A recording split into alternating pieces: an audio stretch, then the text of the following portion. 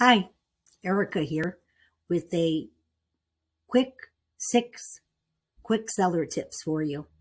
Tip number one, first impressions, your curb appeal. A fresh coat of paint on the front door, trimming some landscaping, clean the walkway, anything to make it just look clean and presentable. Number two is just to declutter and depersonalize.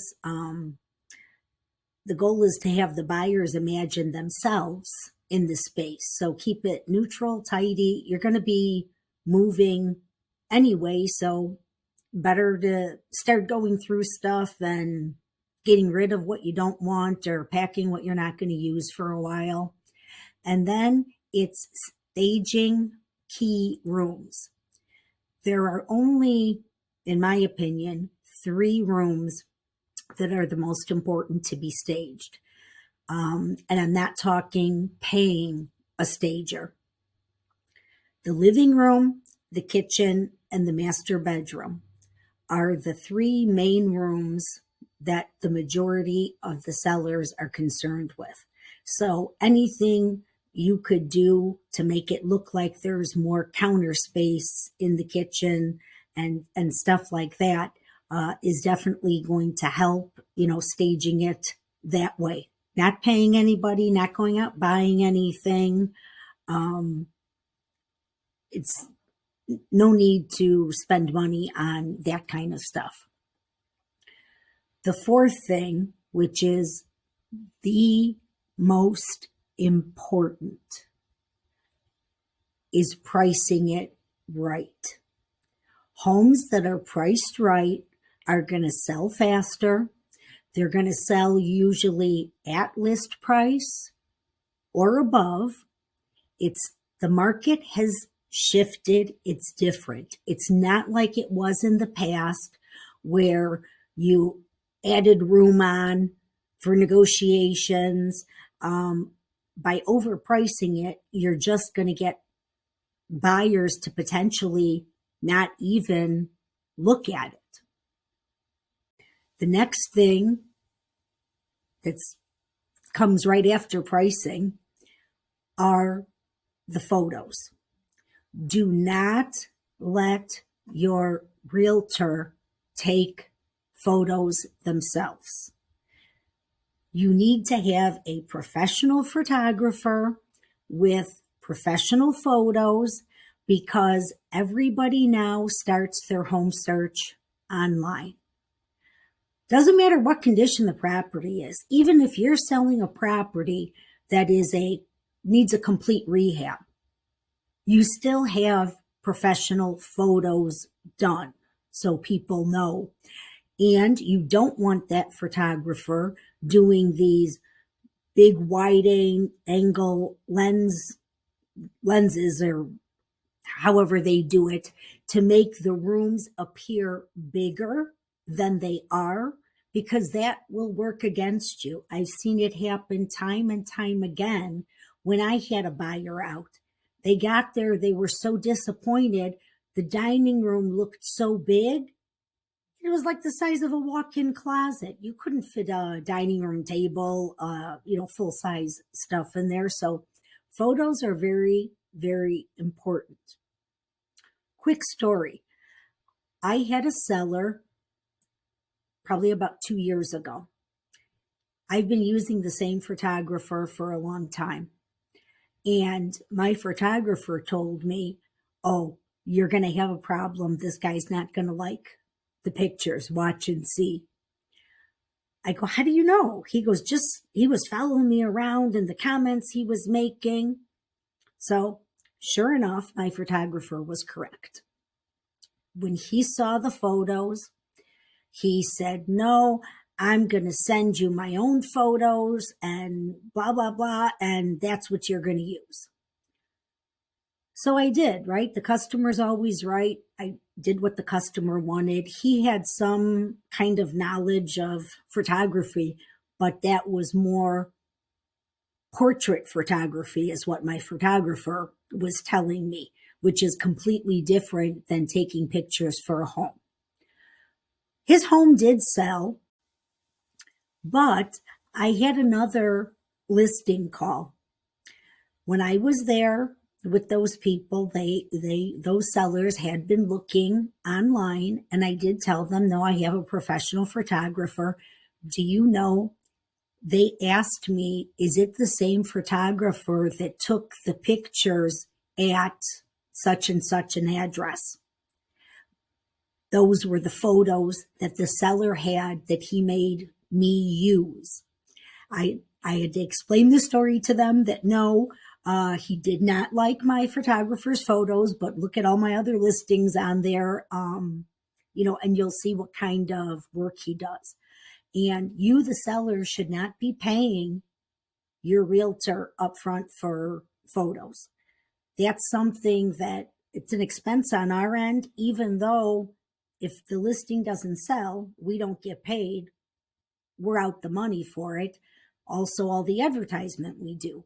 There are some agents that are charging sellers upfront for all kinds of crazy stuff. That'll be another segment we'll have to do because I'll be able to show you because some people accidentally uploaded stuff they shouldn't into the MLS. So that's a whole nother series or be another segment.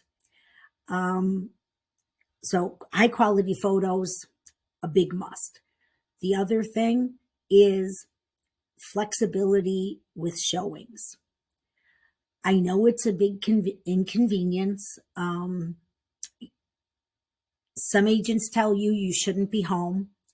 I don't agree with that. It's your house. If you want to be home, be home.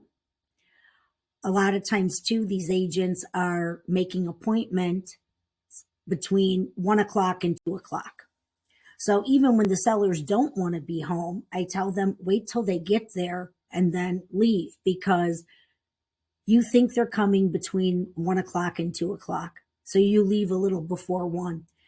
They get there right at 1 o'clock, and for whatever reason, they don't like the curb appeal, they don't like the block, they don't like how the neighbor's house looks. So they're in and out in 5 minutes. And in the meantime, you're wasting an hour of your time that you could have been home doing stuff.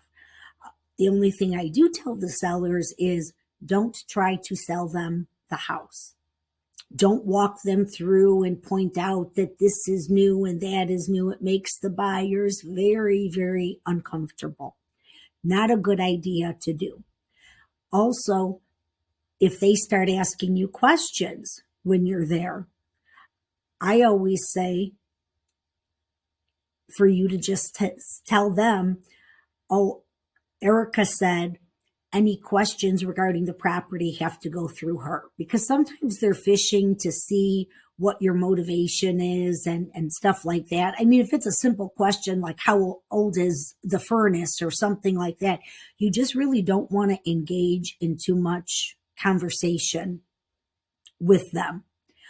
The other thing is it's still your home. If for some reason they make you uncomfortable and you want to walk room to room with them because that's just your gut feeling, by all means, it's your house. You do what you want. But I always say you're better off to just kind of go off to the side, give them their time. So if they want to make comments and stuff about the house, they don't feel like they're offending you or they're not rushing through it because they feel like they're disturbing you, because that can work against you as well. Also, unfortunately, we do have agents, and this is one of my biggest pet peeves, that make the appointment and they don't show up, they don't cancel. So now the seller is waiting, thinking, oh, are they running late? Did they get stuck by a train? Did something happen? There's no reason why an agent, they should all have a smartphone with 2 taps on the app. They can cancel the appointment. So at least the seller knows not to be expecting them. So I always ask my sellers, when that happens, call me. I kind of keep a blacklist. And if those agents ever call me for a favor that they want to get into one of my listings and the seller saying no, but it's the only time, I'm not going to go out of my way to do something for them, because there's nothing ruder and more unprofessional than not at least canceling the appointment. Another thing, second pet peeve with them, is they don't give feedback. It's like pulling teeth. The seller was nice enough to let you view their property with your buyers. They scheduled it. They allowed you to come through. You can't take 30 seconds to fill out a feedback form that you get on your email. I had an agent once, because we'll keep sending it. I had an agent once that called. I overheard the conversation. She was on the phone with my assistant, and I said, "Oh, no, give me the phone." She was calling to complain that she keeps getting emails. She said she's too busy of an agent to have time to fill this out. I told her, do you realize it took more time for you on this phone call than it would have taken for you to fill out that feedback form? She didn't have a response back to that. But those are the top seller tips that I have right now. Hope it was useful. Like and subscribe. Hope to see you on future episodes. If there's anything specific that you have questions to, you can always leave them in the comments. Any topics you want me to talk about, call me too. Happy to answer any questions. Until next time, see you later. Bye-bye.